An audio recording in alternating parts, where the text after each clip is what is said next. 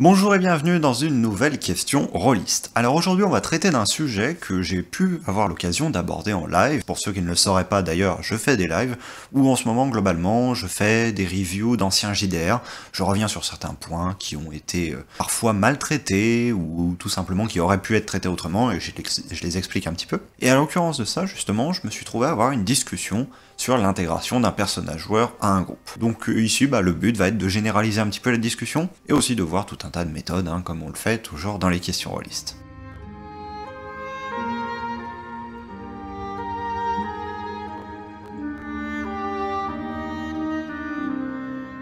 Avant que l'on commence réellement à comment intégrer un nouveau joueur dans un groupe, déjà, la première question qu'il faudrait se poser, qui conviendrait vraiment de se poser, c'est pourquoi est-ce que vous voulez intégrer un nouveau joueur dans un groupe? Il n'est pas toujours bon d'intégrer un nouveau joueur dans un groupe. Si vous avez déjà une bonne dynamique, ou si vous avez déjà suffisamment de joueurs à votre table, en rajouter un peut soit perturber cette dynamique, soit instaurer un malaise. Il y a autant de situations que de tables en soi. Par contre, s'il y a un problème récurrent, c'est celui du temps de parole. Si vos joueurs sont habitués à avoir un certain temps de parole, que vous leur supprimez une part de leur temps de parole, que vous leur amputez une part de leur temps de parole, qu'ils ont l'habitude de beaucoup s'exprimer durant ce temps de parole, de vraiment l'occuper à 100%, que ce n'est pas vous qui êtes obligé tout le temps de meubler, de rajouter des phrases, etc. pour combler un espèce d'espace vide qui se fait sentir, dans ce cas-là, vouloir intégrer un joueur de plus, c'est un petit peu se tirer une balle dans le pied. Parce que ça veut dire que vous êtes déjà arrivé à un certain état d'équilibre. C'est-à-dire que vous dites suffisamment de phrases, vous avez le temps d'en placer suffisamment en tant que maître du jeu pour décrire les environnements, décrire les personnages, décrire tout ce qui se passe, etc. Répondre aux actions des joueurs. Et les joueurs ont de la place pour mettre en place leur stratégie de résolution des problèmes, développer un petit peu leur personnage, toutes ces choses-là. Donc si vous êtes déjà arrivé à cet équilibre, vraiment, rajoutez un PJ en plus, PJ personnage joueur en plus, ça peut être très problématique. Si vous vous dites, ok, je veux pas que ça ampute sur le temps de mes personnages joueurs déjà existants, déjà présents. Dans ce cas-là, ça va amputer sur votre temps à vous. Et du coup, vous n'allez plus rien dire. C'est globalement ce qui est arrivé un petit peu dans la saison 2 dans la chronique d'une série que j'avais faite, où j'avais 5 joueurs. J'avais une dynamique à 4 joueurs qui marchait bien, que j'avais réussi à implémenter. Je suis passé à 5 joueurs, et là, catastrophe, parce que je n'ai plus de place pour parler. Et en plus de ça, ça générait des tensions légères, certes, mais des tensions tout de même, parce que il y avait des gens qui se sentaient relégués au second plan, il y avait des gens qui prenaient beaucoup la parole, qui prenaient beaucoup de place, et du coup, ça a formé au final ce qui a été ressenti comme une mauvaise passe, du moins de mon côté, et aussi du côté de certains joueurs, j'imagine. Au-delà des histoires de taille de groupe, il y a aussi des questions de dynamique, j'en ai parlé un tout petit peu.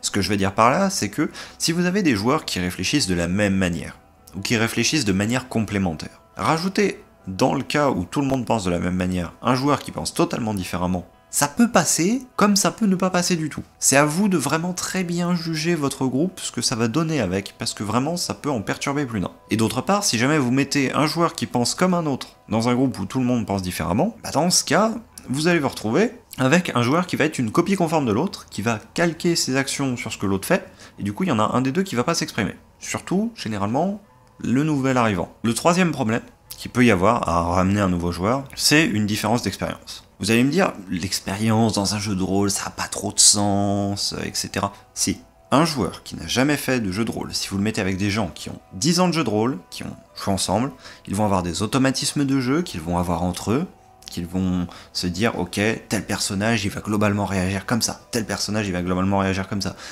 Et le nouveau joueur, en plus de lui faire comprendre les mécaniques du jeu, donc les règles, etc., en plus de lui faire comprendre comment est-ce qu'on interagit avec les personnages joueurs, avec les personnages non joueurs, comment est-ce qu'on se représente le lieu, etc., comment est-ce qu'on conceptualise globalement tout, comment est-ce qu'on prend en main les outils aussi, parce que des fois on se repose sur des outils informatiques ou des outils papier. En plus de ça, vous lui ajoutez la charge du « t'es le nouveau, tu sais rien à ce qui se passe ici, mais il y a les autres, là, ça fait 10 ans qu'ils jouent ensemble, toujours, sans interruption, toutes les semaines. Et toi t'arrives là-dedans. Par pitié, arrangez-vous. J'ai eu une très mauvaise expérience là-dedans, que moi j'ai infligé à un de mes joueurs. Arrangez-vous pour faire des groupes de niveau. Et ce que je veux dire là, c'est pas des groupes de lui il est nul, lui il est bon. Non, il n'y a pas de bon et de nul dans du jeu de rôle. Ça, faut se casser ce mythe-là. Ça n'existe pas. Par contre, il existe des joueurs qui ont peu de pratique du jeu de rôle et il existe des joueurs qui ont beaucoup de pratique du jeu de rôle. Et même parmi ces joueurs qui ont beaucoup de pratique du jeu de rôle, bah, vous n'allez pas mettre un type qui a fait que des jeux indés, etc., ou même, comme c'est le cas sur cette chaîne, réalisé par le MJ, bah vous n'allez pas le mettre non plus avec un joueur qui vient d'un système de règles ultra strict ou à minima bien calé, etc., qui soit très académique, typiquement du Pathfinder, etc. L'alchimie ne va pas se faire instantanément, elle peut se faire sur du long terme, avec des concessions des deux côtés, mais ça ne passera pas au début, soyez-en conscients, il va vous falloir beaucoup de discussions entre les joueurs, il va falloir que vous soyez le moteur de ça, il va falloir que vous soyez très organisateur là-dessus, parce que autrement, bah, la situation va juste s'embourber. Et c'est pas les joueurs qui vont faire spécialement les mouvements de l'un vers l'autre pour ah bah est-ce que ça t'allait la manière dont j'ai joué hier ou quoi, non. Non.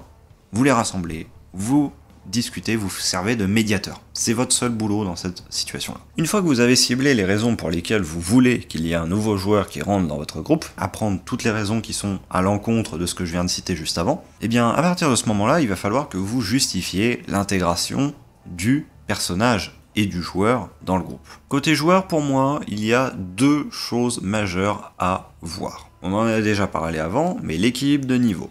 L'équilibre de niveau, le fait que on va mettre des joueurs qui ont de la pratique avec des joueurs qui ont de la pratique et des joueurs qui n'ont pas de pratique avec des joueurs qui n'ont pas de pratique. Je le mets dans mes raisons de se dire que c'est justifié d'intégrer un joueur ou pas, mais je le mets aussi dans mes conditions d'entrée au moment de fabrication de groupe.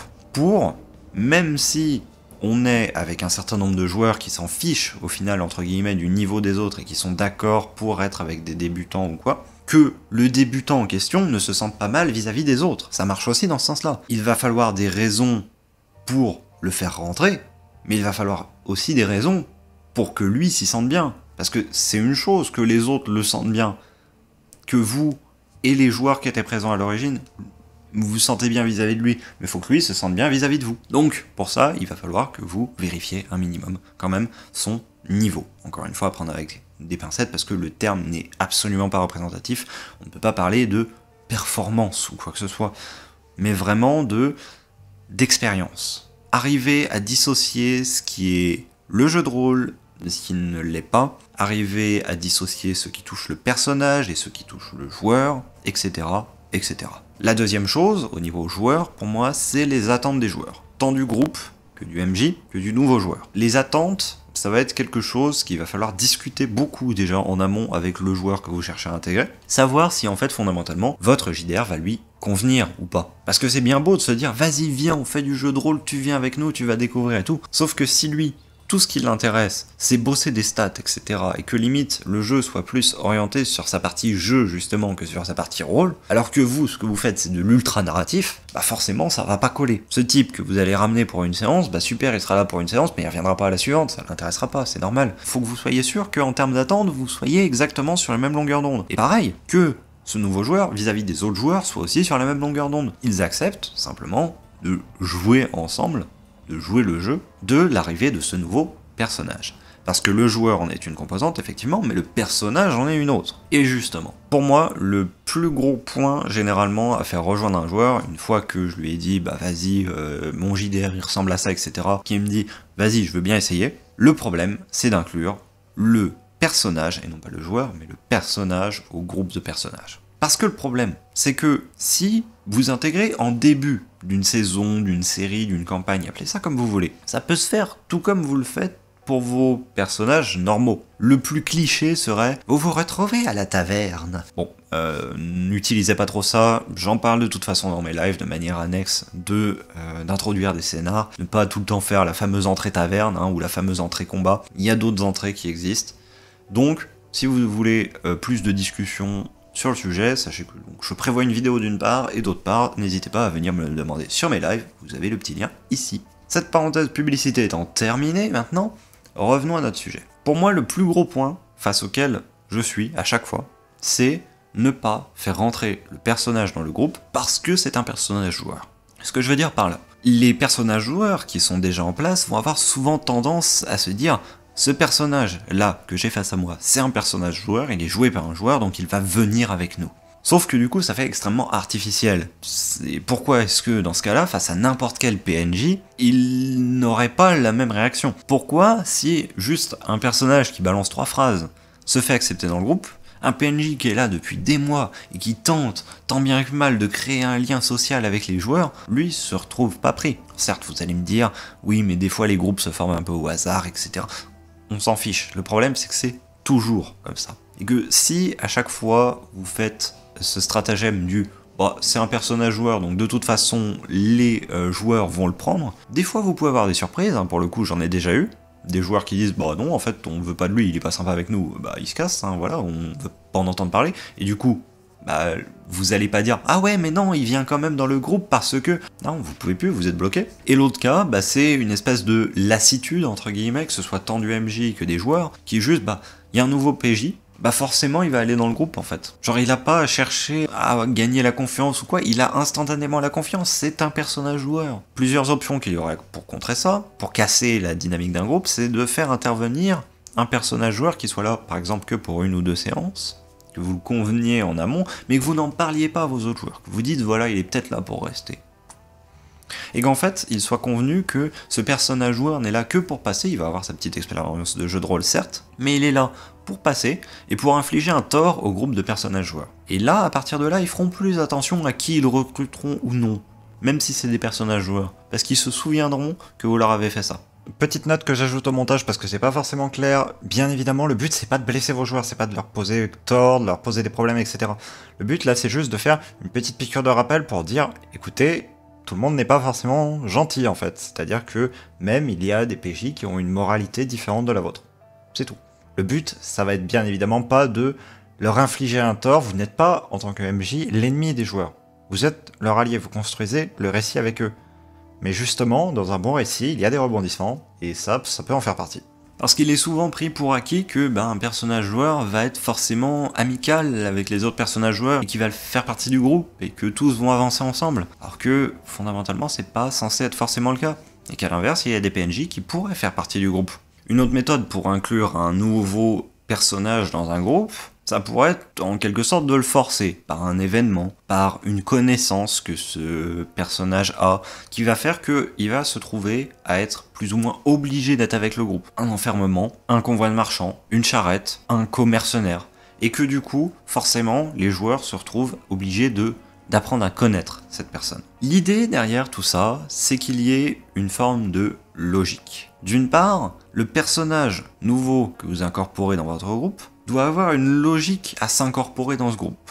Il doit avoir une raison de le faire, une raison qui soit valable, une raison qui soit pas forcément explicitée, mais qui soit à minima valable et qui soit recevable par les autres joueurs, qui n'est pas forcément la réelle raison. Le joueur peut très bien être là pour profiter du groupe, alors qu'en fait il annonce simplement que il est là pour partager des connaissances et qu'il a vu que dans ce groupe il y avait un certain potentiel. Alors qu'en fait c'est totalement faux, c'est du total pipeau. Ou alors ça peut être la vraie raison aussi qu'il donne. Mais il faut qu'il y ait une raison à ce que le personnage s'incruste maintenant dans le groupe et qu'il y reste. Parce que sinon il a aucune raison de le faire en fait. C'est comme un PNJ. Si un PNJ ne donne pas de justification à ce qu'il soit dans le groupe, jamais les joueurs vont le prendre. Donc pourquoi est-ce qu'il ferait une chose différente avec un personnage joueur? La deuxième partie, ça va être la logique du lieu de rencontre. Votre personnage joueur, votre nouveau personnage joueur, doit avoir une logique à se trouver là. Il doit pas apparaître au milieu de nulle part, devant le groupe, ah j'ai la solution. Pourquoi? Déjà, d'une, pourquoi tu as la solution? 2, à quoi? 3, qu'est-ce que tu fais là en fait? Tu es un aventurier en repos,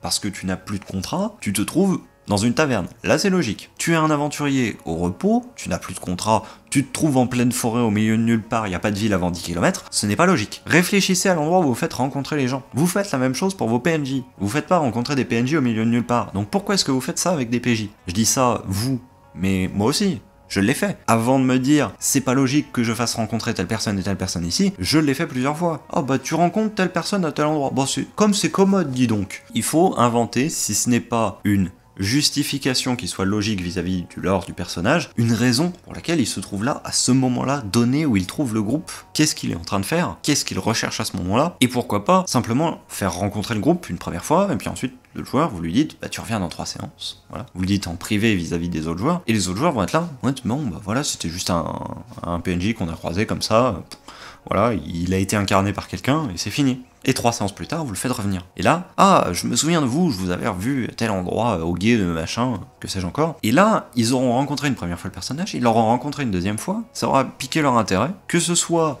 un personnage joueur ou un PNJ, dans les deux cas, il aurait piqué leur intérêt. Là, plus parce que ça va être incarné par un PJ, mais ça permet d'ancrer un peu le personnage, de le justifier, de justifier sa présence. C'est pas juste, il existait pas avant, paf, il existe, pouf, il apparaît, il est magnifique, il est incroyable, il a une arme rutilante.